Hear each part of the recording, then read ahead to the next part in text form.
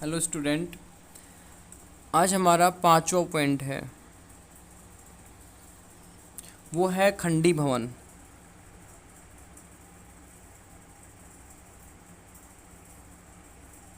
Segmentation.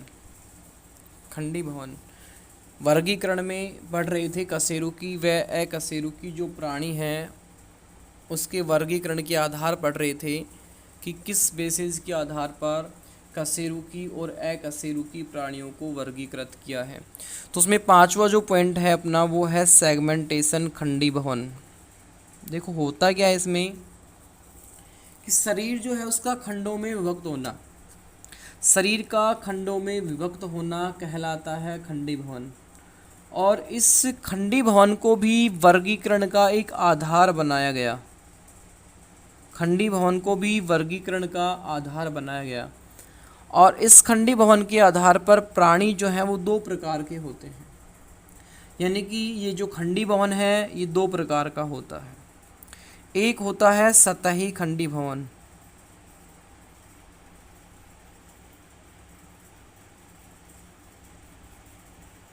Number एक सतही खंडी भवन, और एक होता है वास्तविक खंडी भवन। तो सतही खंडी भवन का मतलब क्या होता है, इससे पहले हमें ये पता होना चाहिए कि खंडी भवन क्या होता है। खंडी भवन का मतलब होता है शरीर का खंडों में व्यक्त होना। सतही खंडी भवन का मतलब कि शरीर जो है वो सतह पर से खंडों में विभक्त होता है।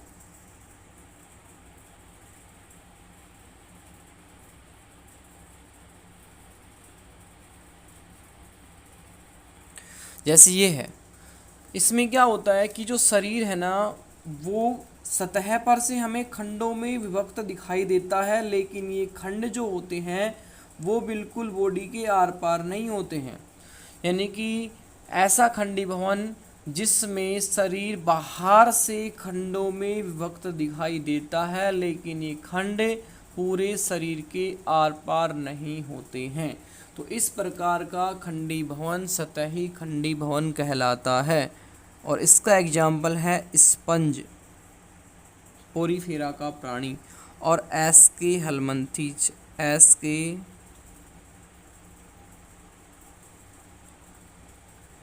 हेलमंथीज। उसके बाद नंबर दो पर आता है भाई वास्तविक खंडी भवन। वास्तविक खंडी भवन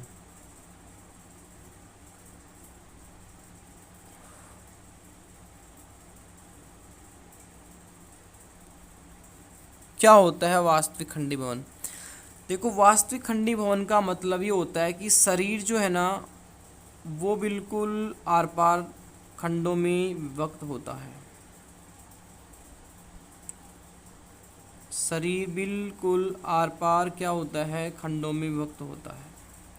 मतलब कि इस प्रकार के खंडी भवन में शरीर सतह पर नहीं होकर बिल्कुल आर पार, बॉडी के आर पार क्या होता है, खंडों में विभक्त होता है। यानी कि शरीर जो है वो छोटे छोटे खंडों में विभक्त होते हैं। ठीक है, तो इस प्रकार का खंडी भवन वास्तविक खंडी भवन कहलाता है। एग्जाम्पल है एनेलिडा और आर्थ्रोपोडा संघ। एनेलिडा और आर्थ्रोपोडा जो संघ है वो इसके एग्जाम्पल हैं वास्तविक खंडी भवन के।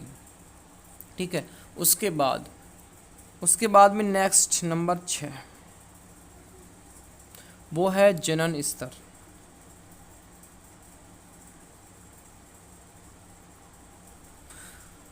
जनन स्तर की संख्या के आधार पर प्राणी जो है उसको दो भागों में बांटा गया है।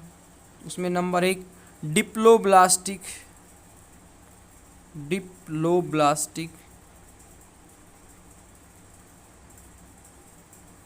और एक है ट्रिप्लोब्लास्टिक।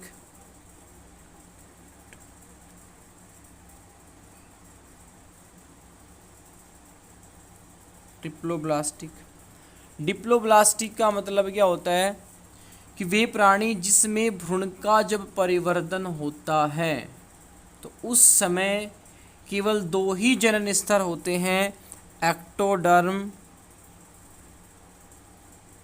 और मीजोडर्म, सॉरी एंडोडर्म। जब भ्रूण का परिवर्तन होता है तो उस समय केवल दो ही स्तर होते हैं, एक तो एक्टोडर्म और एक एंडोडर्म, ठीक है। और इसका एग्जाम्पल है स्पंज, टीनोफेरा, स्लेंट्रेटा। फिर आता है ट्रिप्लोब्लास्टिक, मतलब कि वे प्राणी जिसमें भ्रूण के परिवर्तन के समय तीनों जनन स्तर होते हैं, एक्टो, एंडो और मीजो। तीनों जनन स्तर होते हैं, एक्टोडर्म, एंडोडर्म व मीजोडर्म, ठीक है।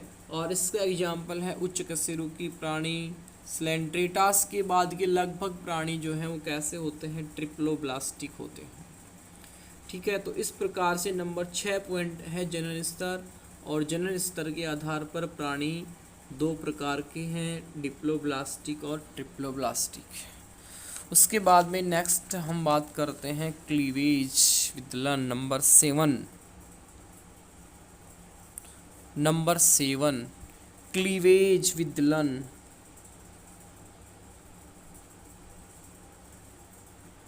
विदलन क्लीवेज क्या होता है? क्लीवेज मैंने आपको एम्ब्रायोलॉजी में बताया था, युग्मनज जो होता है, तो युग्मनज में होने वाले प्रारंभिक समसूत्री विभाजन, जो युग्मनज होता है जाइगोट, उस जाइगोट में होने वाले प्रारंभिक समसूत्री विभाजन विदलन कहलाते हैं, ठीक है। अब यहाँ पर जो विदलन है अपने यहाँ पर फिलहाल उसको सिर्फ मतलब कि दो विदलन ही हैं अभी यहाँ पर सिलेबस में, एक तो आर्य विदलन और एक सर्पिल विदलन। तो ये आर्य विदलन और सर्पिल विदलन क्या होता है, देखो आर्य विदलन का मतलब क्या होता है, नंबर 1 पर आता है आर्य विदलन। इसका मतलब क्या होता है, देखो कि इस प्रकार के विदलन में बनने वाली अगली 4 कोशिका, सबसे पहले एक विदलन हुआ 2 कोशिका बनी, 2 से 4 बनी, लेकिन उसके बाद जब विदलन होता है तो बनने वाली अगली 4 जो कोशिकाएं होती हैं वो पहले वाली जो 4 कोशिकाएं होती हैं ठीक उसके ऊपर स्थित होती हैं, ठीक उसके ऊपर कहाँ होती हैं, ठीक इनके ऊपर स्थिति होती हैं। लेकिन जब हम इनको देखते हैं तो हमें सिर्फ 4 कोशिकाएं ही नजर आती हैं। तो इस प्रकार के विदलन में इन कोशिका का भविष्य निर्धारित नहीं होता, यानी कि इसका कहने का मतलब ये है कि इन कोशिकाओं का भविष्य निर्धारित नहीं होता, किसी भी कोशिका का भविष्य निर्धारित नहीं होता। इसका मतलब यदि हम इस कोशिका को यहाँ से निकाल लें तो इस युग्मनज से, इस एम्ब्रायो से जो बनेगा मतलब कि फीटस बनेगा उसमें किसी भी प्रकार का कोई परिवर्तन नहीं होगा, लेकिन बनने वाला जो शिशु है उसका साइज थोड़ा छोटा हो सकता है, लेकिन उसमें किसी भी प्रकार का क्या नहीं होगा, परिवर्तन। परिवर्तन क्यों? क्योंकि इन कोशिकाओं का भविष्य निर्धारित नहीं है कि ये पर्टिकुलर आगे जाके हाथ बनाएगा, ये पैर बनाएगी, ये आँख बनाएगी, ये कोशिका नाक बनाएगी, इनका कोई भविष्य निर्धारित नहीं है। इसलिए यदि हम यहाँ से किसी कोशिका को निकाल भी लेते हैं तो किसी भी प्रकार का कोई भी परिवर्तन नहीं होता है बनने वाले शिशु में, हालांकि वो साइज में थोड़ा बहुत छोटा रह सकता है। तो इसमें कैसा होता है, इनका भविष्य निर्धारित यानी कि निर्धारित नहीं होता, ठीक है। तो इस प्रकार के विदलन को अनिर्धारित विदलन भी कहा जाता है। और एग्जाम्पल है इसका पोरीफीरा, इकाइनोडर्मिटा,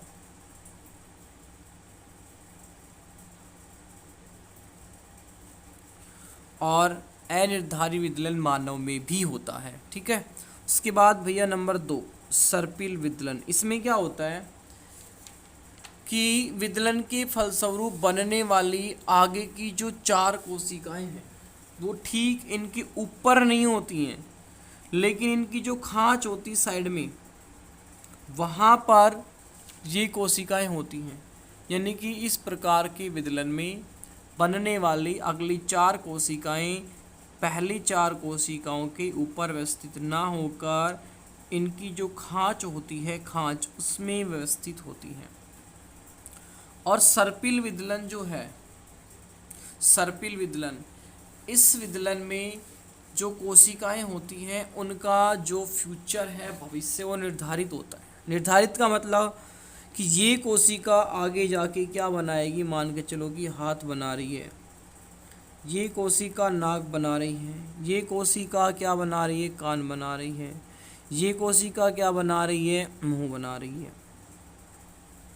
यानी कि मान के चलो कि इस कोशिका का भविष्य क्या हो जाता है, निर्धारित। यानी कि इसका भी निर्धारित, इसका भी निर्धारित, इसका भी निर्धारित। इसका मतलब ये हुआ कि ये कोशिका आगे जाकर यही अंग बनाएगी, ये वाली ये बनाएगी, ये वाली ये वाली।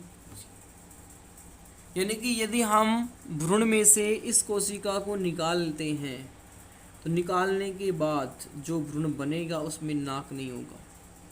इस कोशिका को निकालते हैं, निकालने के बाद जो एम्ब्रायो से जो फिटस बनेगा, शिशु बनेगा, उसमें क्या नहीं होगा, हाथ नहीं होगा। यानी कि इनका भविष्य जो है वो क्या होता है भैया, निर्धारित होता है। यानी कि इस प्रकार के विदलन को निर्धारी विदलन भी कहते हैं। इस प्रकार के विदलन को निर्धारी विदलन भी कहते हैं। ठीक है। और ये इस प्रकार का विदलन जो है वो होता है प्रोटोस्टोमिया प्राणी में, और इस प्रकार का होता है ड्यूटेरोस्टोमिया प्राणी में। अब प्रोटोस्टोमिया का मतलब क्या होता है वो भी बताएंगे। तो आगे नंबर जो 7 वाला पॉइंट आता है वो है, 7 के बाद में 8 पर वो आता है मुख की उत्पत्ति।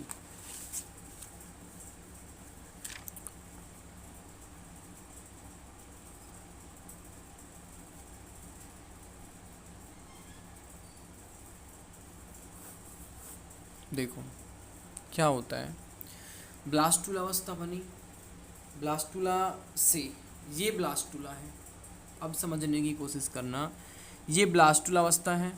ब्लास्टुला अवस्था में एक्टोडर्म कौन सा होगा, ये सबसे बाहर वाली परत क्या होगी, एक्टोडर्म वाली होगी। सबसे बाहर वाली परत कौन सी होगी, एक्टोडर्म वाली। ठीक है। यानी कि ब्लास्टुला अवस्था में एक्टोडर्म की कुछ कोशिकाएं अंदर की ओर धंसती हैं, यानी कि ये वाली क्या होती हैं, अंदर की ओर धंसती हैं। ये धंस गई, ठीक है। और अंदर की ओर धंस कर यानी कि अंदर की ओर वलित होकर किसका निर्माण करती हैं, एंडोडर्म का निर्माण करती हैं। और जहाँ से ये वलित होती हैं, जहाँ से, तो वहाँ पर एक छिद्र जो है उस छिद्र का निर्माण हो जाता है, और उस छिद्र को बोला जाता है ब्लास्टोपोर। उस छिद्र को क्या बोला जाता है, ब्लास्टोपोर। यानी कि ये हो गया क्या, ब्लास्टुला। ब्लास्टुला की ये बाहर वाली परत कौन सी हो गई, एक्टोडर्म। जब ये एक्टोडर्म अंदर की तरफ वलित होती है, ये हो गई वलित होती है, तो उस समय यहाँ पर एक छिद्र का निर्माण होता है, और उस छिद्र को बोला जाता है ब्लास्टोपोर। ठीक है, क्या बोला जाता है, ब्लास्टोपोर, यानी कि कोरक छिद्र। अब यहाँ पर मुख की उत्पत्ति जो है, मुख की उत्पत्ति के आधार पर भी प्राणी जो है उसको 2 भागों में बांटा गया है। नंबर 1 पर प्रोटोस्टोमिया, प्रोटोस्टोमिया,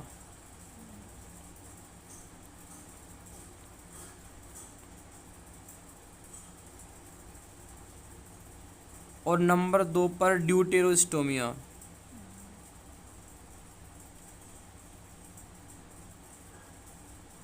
क्या होता है प्रोटो और ड्यूटेरोस्टोमिया, देखो वे प्राणी जिसमें ब्लास्टोपोर, यानी कि यहाँ पर ब्लास्टोपोर है, यहाँ पर ब्लास्टोपोर है, तो वे प्राणी जिनमें ब्लास्टोपोर या उसका जो निकट वाला जो क्षेत्र है उससे यदि मुख का निर्माण होता है, किसका निर्माण होता है, मुख का निर्माण होता है, और उसके बिल्कुल जस्ट अपोजिट विपरीत भाग से एनस गुदा का निर्माण होता है, तो ऐसे प्राणियों को प्रोटोस्टोमिया प्राणी कहा जाता है। यानी कि यहाँ पर यदि इस वाले पार्ट से माउथ का निर्माण हो रहा है और इसके जस्ट अपोजिट इस वाले पार्ट से एनस का निर्माण हो रहा है, तो ये प्राणी कैसे होंगे, प्रोटोस्टोमिया प्राणी होंगे। ठीक है। नंबर 2, ड्यूटेरोस्टोमिया, वे प्राणी जिनमें ब्लास्टोपोर या उसके आसपास के क्षेत्र से एनस का निर्माण होता है और उसके जस्ट अपोजिट साइड से किसका निर्माण होता है, माउथ का, मुख का निर्माण होता है, तो उन्हें ड्यूटेरोस्टोमिया कहा जाता है। और यदि हम बात करें कोर्डेटा के प्राणी, वो कैसे हैं, वो सारे के सारे कैसे हैं, ड्यूटेरोस्टोमिया हैं। ठीक है। तो प्रोटोस्टोमिया का मतलब कि वे प्राणी जिसमें ब्लास्टोपोर से किसका निर्माण होता है, माउथ का, जस्ट अपोजिट एनस का, प्रोटोस्टोमिया। वे प्राणी जिसमें ब्लास्टोपोर से एनस का जस्ट अपोजिट माउथ का होता है, उन्हें बोला जाता है ड्यूटेरोस्टोमिया। और कॉर्डेटा के प्राणी कैसे हैं, सारे के सारे ड्यूटेरोस्टोमिया प्राणी हैं। ठीक है। तो इस तरीके से ये कुछ लक्षण हैं जो वर्टिब्रेट और इनवर्टिब्रेट जो ऑर्गेनिज्म हैं उनको डिवाइड करते हैं।